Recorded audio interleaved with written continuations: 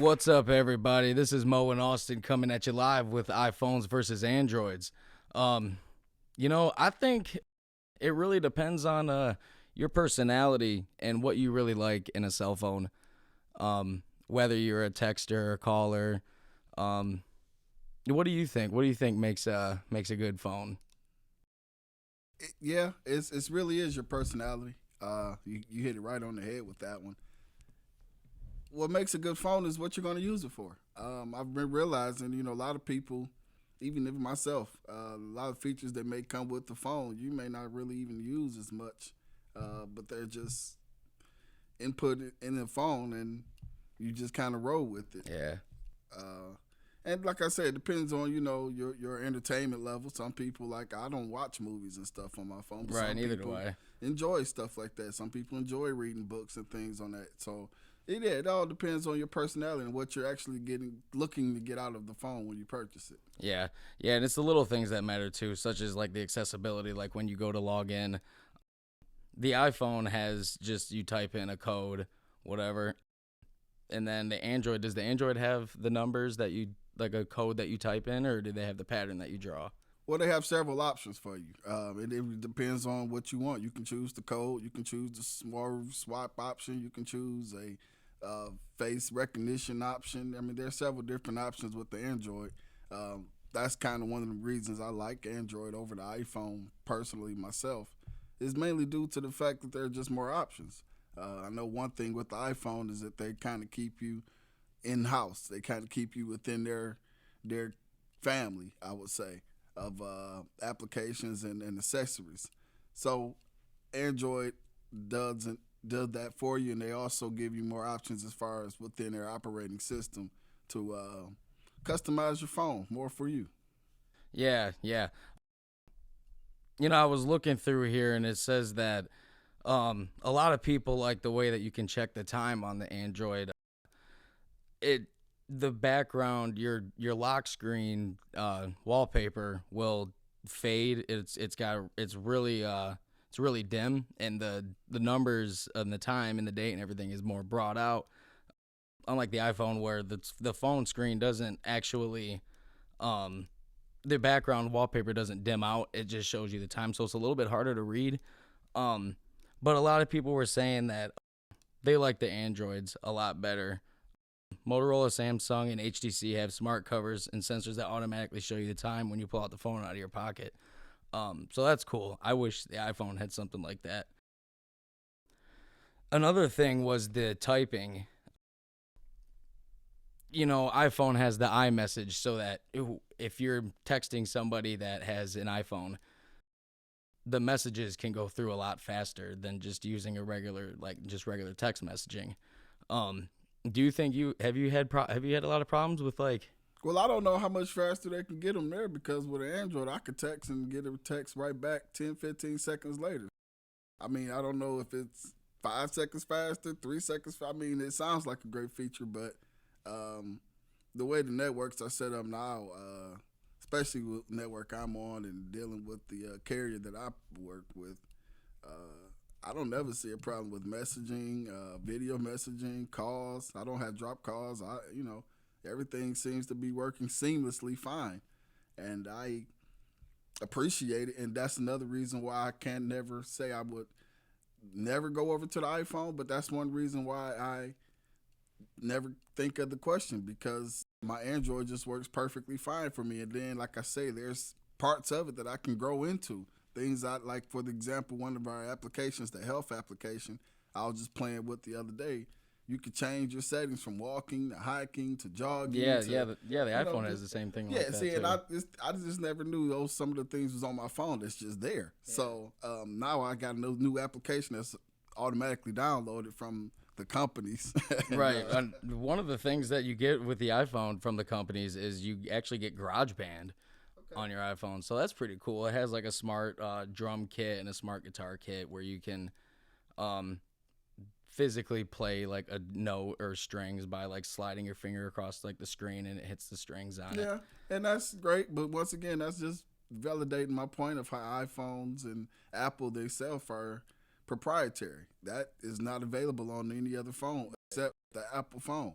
And only again, that's something that um, they you have to have Apple to have that. So that's kind of their niche there. One of my biggest things is I like about the Android is the storage, where they give you a lot more storage for less money. You're possibly not even getting maybe 1 to 2 gigs um, of memory once you install all the other preloaded applications on some of these phones. But you like you say, some of them come in 16 gigs, 32 gigs. But with Androids, even if they do come with that much, you also have an availability for external storage. So you could throw in this 64 gig micro card, or you can add a smaller micro card just to have something to save extra memory for your photos or for your pictures or for your music. I know a lot of people nowadays carry their music on their phone like they used to carry it back in the day with the MP3 players. Yeah, I got all my music on my phone. Yeah, see, so storage is a big deal. And the other biggest thing I like about with Android is they give you the full NFC support. For several years now, all Android phones have come with NFC, which is near field communications, and it's a chip that's built inside the phone. With NFC on board, you can tap to pair with gadgets, tap other phones to exchange files or contacts, tap information tags, tap to unlock a door, or even tap to pay using Google Wallet. Apple has also incorporated NFC into their new iPhone 6s or the 6s Plus, but you can only use it for the Apple Pay. And once again, Apple is a great company, but that feature should be allowed to do more things other than just buy another one of their apps and use another one of their apps. Right, right. I was actually trying to look and see how many gigs my phone has on it, but I can't seem to find it right now, so I don't want to take a bunch of time. But the if you, I mean, you get the iCloud too on top of your phone. I mean, it's not exactly stored right onto your phone; it's in the cloud. And let me ask you a question: how confident are you in the iCloud? I haven't really used it that much. I haven't ran out of space on my phone yet, so I can't really comment on that. But Do you think it's safe?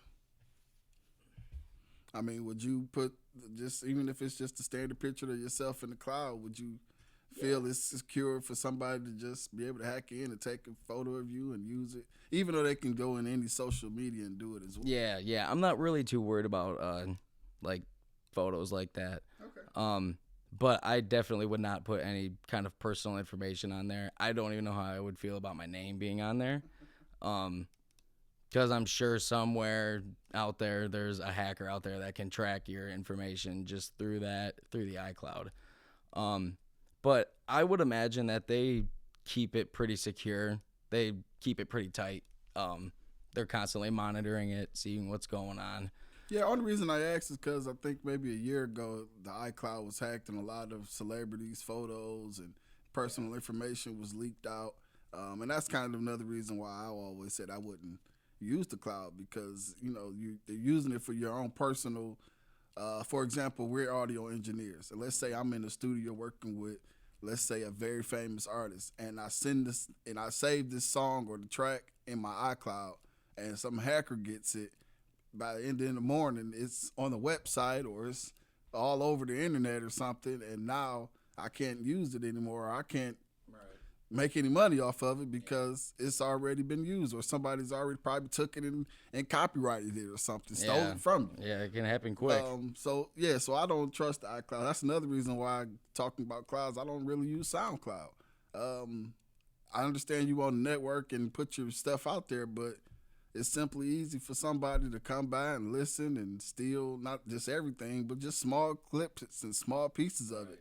And, with the way things are now, if you don't have a great legal team, you'll be pretty much out of a fight. Yeah, you're pretty much SOL. Yeah. So let me ask you this. How do you get music onto your phone?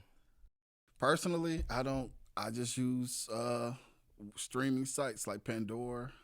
Okay. That's really the main one. The only one I use. I might use Google Music, things of that nature. But yeah, I don't store anything really hardly on my phone. I know I got extra storage and do it, but I don't download. I'm still old classic guy. Like I was just debating that earlier. Somebody's single just got released, and I wanted to buy it, but then I said, man, I don't want to pay $1.30 for a single, and then I want to go pay $10 for an album.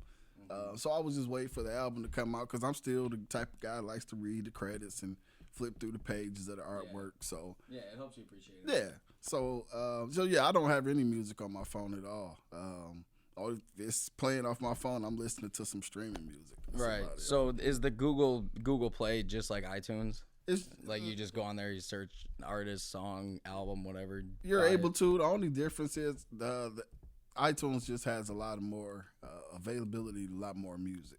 Right. That's one thing I give Apple hands down the credit at. Of course, once they purchase all of the music that they purchase to be able to stream it or to be able to play it, I guess that's the way you want to say it's really simple to get music onto your phone. I mean, if you have a Mac, you go into iTunes, you go onto their iTunes store, you buy an album or whatever, a song, and then it goes onto your iTunes, and you just plug your phone in and hit sync, and it does the rest, and it's on there. Yeah, and that's good. Yeah, that's one of Apple has always been good with being able to get your music on. I mean, all the way back since the shuffle. Yeah. So Yeah, and they're kind of one of the reasons why people are walking around with phones and tablets and music and photos and videos because they kind of pioneered the whole on-the-go mobile entertainment as far as the like you say, the shuffle or the what was the first MP3 player they came out with? The I forgot. Yeah, That's not even been that long ago. We didn't forgot it already. Wow. So, do you use the so you know about Siri and on the iPhone, is there something on the Android like Siri? Yeah, we don't give it a name. It's just talk, and just talk to your phone on no matter what screen you're on. I mean, I have the LG G4, and I'm actually thinking about upgrading in these next few months. I was just reading some phones that just came out about the Nexus, LG, and some other ones. But yeah, there's an option on there where you can just put your finger on the microphone part of the screen and just say whatever you need to say. If it's find a contact, if it's search something on Google, if it's locate a restaurant, if it's set the calendar. Some other features, like I was saying about the phone, is how it kind of automatically does some of that stuff for you. Right. You can get a voicemail and it saves, and it could be your doctor leaving an appointment time and schedule, and it automatically updates your calendar. Yeah, see, I don't know if iPhone actually has that. I don't even think I have my voicemail set up. Yeah, we actually got visual voicemail, so when it comes through, it comes through like a text message almost. Oh, okay. So you can read who it's from, and you can read the number, and it'll tell you if you want to play it or not, right. You want to just delete it or not. You got those options, and automatically takes some of the information off, like if they live a certain date, but they have to say it in a certain way. They can't just say Tuesday at 1. Yeah, you know what I'm saying? You gotta say like the date. Yeah, and it'll stuff. be the date, and it automatically update. That's like that's like with Siri. I mean, you can tell Siri to like dentist appointment 10 a.m. November 2nd, whatever. And the thing that makes the iPhones like different is that with Siri, it adds like a personality, so to speak, to the phone. Because like you can talk to Siri, like you can like ask her just like random questions, and she'll actually give you like a response back, and not just like nothing. I didn't understand that or whatever.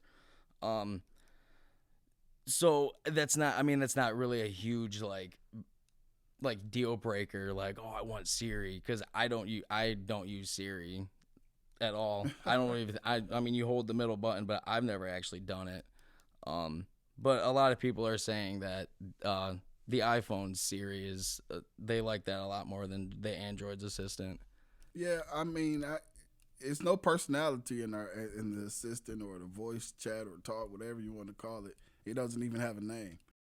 It's just a feature on the phone that you use. Right, but then again, because it's not that important. Yeah, it's not. It's not, and for some people, it's I guess it's just fun to have somebody, I guess, to talk to when you're bored, I guess. But another thing is setting the phone to vibrate. With the iPhone, there's just a little switch on the button. You flip it down, and it's on vibrate. How do you turn on vibrate with the Android? Once again, several more options. You can hold the volume key down, volume key all the way down, like just hitting the button, and then it automatically turn it all the way to vibrate. It can set your settings so when you get to certain places, it automatically turns it on vibrate no matter Okay. where you're at. Like work or school or Yeah, something. so you go to work or school, or it even picks up familiar places. If you always go on to your home at a certain time of day, it automatically know, okay, you're at home at this Right. time of day, so it needs to turn up the volume. You might need to turn it up or turn it down, or I mean, so there's different features that the Android operating system, I believe it's Marshmallow, provides you, and yeah, they're one of the main reasons why they're separate from Apple or the iPhone because of the customization. I mean, if that's something you like, you can turn it on. If it's something you don't like, you can turn it off.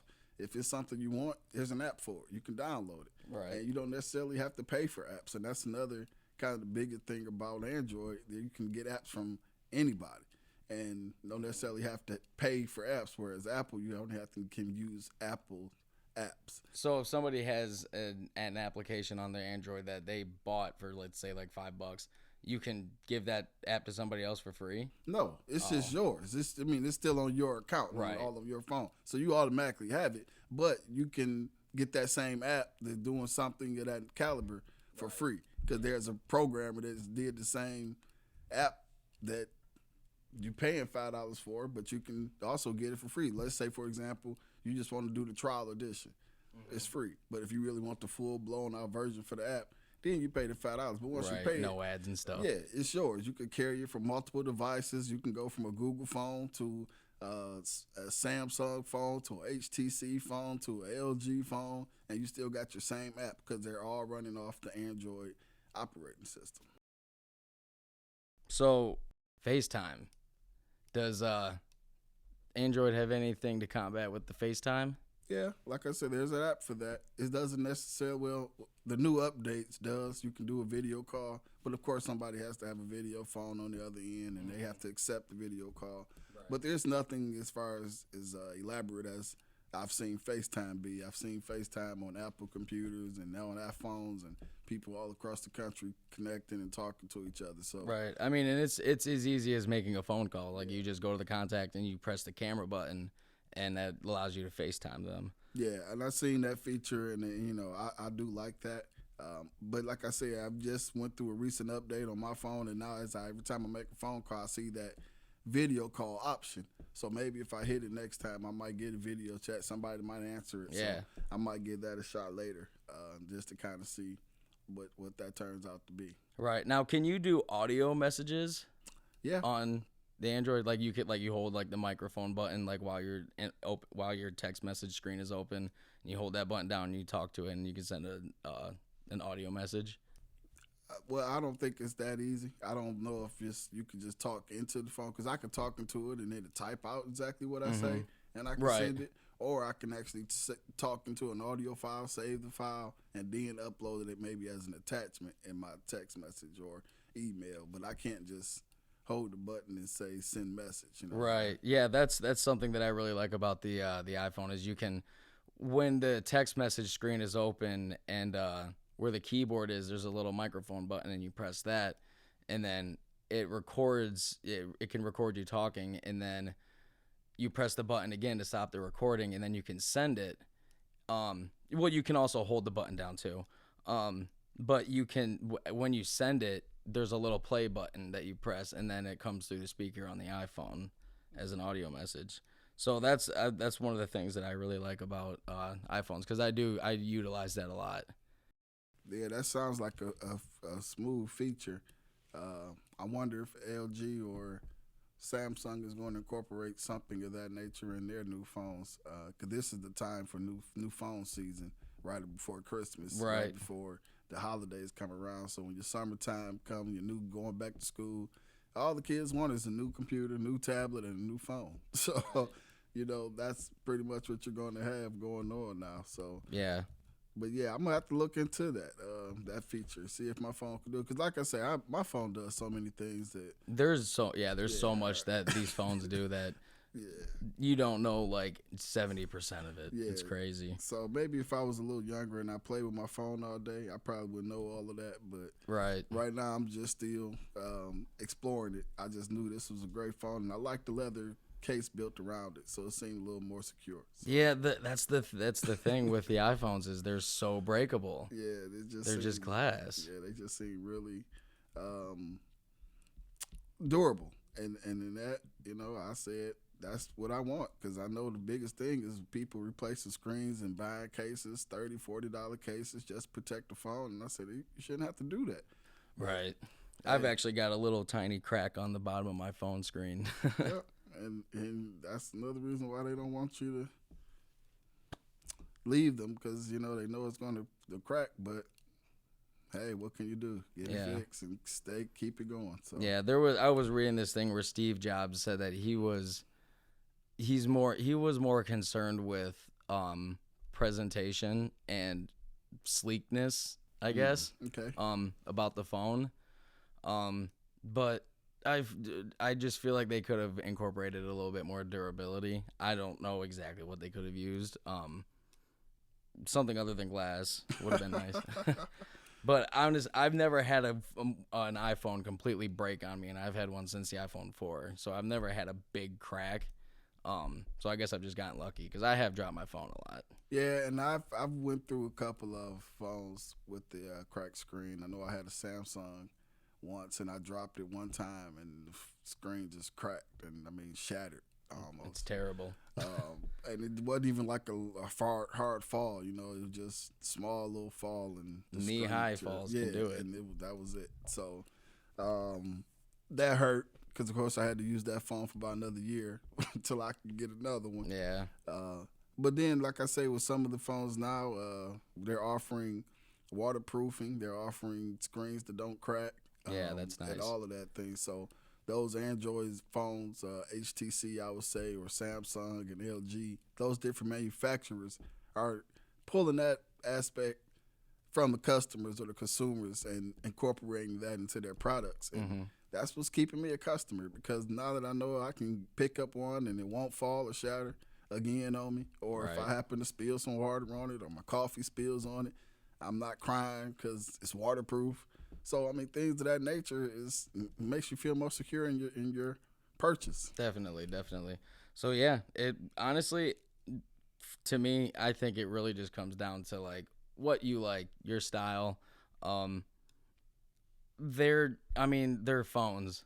Like at the end of the day, they all do basically the same things for basically the same price, and they're basically the same. Yeah, So it really just it depends on what you like and what you feel fits best in your hand, I guess. yeah, that and also what you feel comfortable with paying because at the end of the day, it also always revolves around your budget. Yeah, And a lot of people don't want to go out and pay $600-$700 for a phone.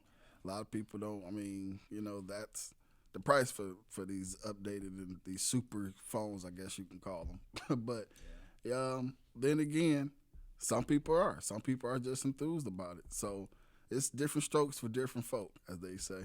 right. Alrighty, well I think that's gonna do it. Just let us know what side you're on. Are you iPhone or are you Android? Or are you interested in maybe switching from iPhone to Android or Android to iPhone? Mm. Yeah, just let us know what you guys think. And thanks for tuning in. Yeah, guys, thanks for tuning in again. This is Austin and Mo coming live from AI Direct, and we'll catch up with you next time.